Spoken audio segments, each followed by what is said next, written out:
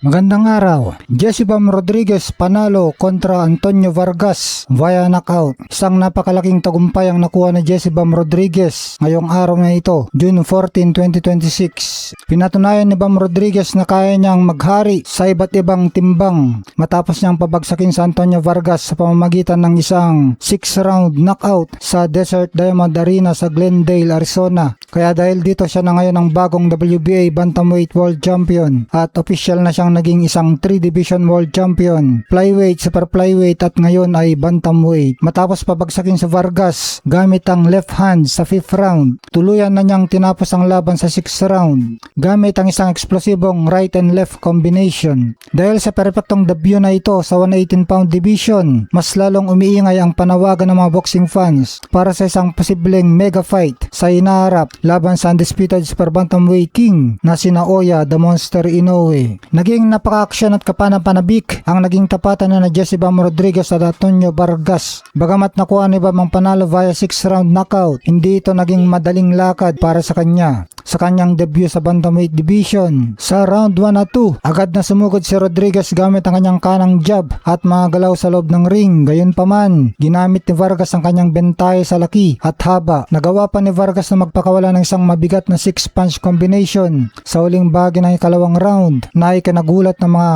nanonood. Sa round 3 at 4, naging dikit at pukpukan ng palitan. Bagamat solid ang depensa, high guard ni Rodriguez, marami pa rin suntok si Vargas na nakakalusot. Sinusubukan ni Bam na patamaan si Vargas ng mga straight left sa panga na nagpapayuko sa uli. Ngunit mabilis ding nakakabawi si Vargas para tapusin ang mga round ng malakas. Sa round 5, ang pagbaliktad ng swerte. Dito na nagbago ang ihip ng hangin. Nagpakawala si Bam Rodriguez ng isang napakalakas at solidong straight left na nagpabagsak kay Vargas sa lona. Bagamat nakatayo si Vargas at tinapos ang round, halatang nayanig ito at doon nakuha ni Rodriguez ang momentum. Sa round 6, ang pagtatapos, amoy na ni Rodriguez ang tapos ng laban, kaya naman agresibo niyang pinindot ang bakbakan. Nagpakawala siya ng isang swabeng kombinasyon na tinapos ng isang mabigat na kanang suntok, heavy right hand, na muling nagpabagsak kay Vargas. Dahil hindi na nito kaya, napilitan ng referee na ikondena at itigil ang laban. Dahil sa impresibong panalong ito, pinatunayan ni Bam na dala-dala pa rin niya ang kanyang lakas kahit tumakit siya ng timbang at matagumpay niyang naagaw ang WBA Bantamweight belt. Sa kanya mga naging panayam kamakailan, inilatag ni Bam ang kanyang magandang plano. Ayon kay Bam, mas magiging kapanapanabik ang kwento kung tatalunin niya muna ang nakakabatang kapatid na si Takuma Inoue na kasalukuyang hawak ang WBC Bantamweight title bago niya hamunin sa isang mega fight ang The Monster na sina Oya. Anya, beating his brother first and then going in and fighting the second brother. Dahil nakuha ni Bam ang WBA belt kay Antonio Vargas, ang pagharap kay Takuma Inoue magiging isang malaking title unification bout sa 118-pound division.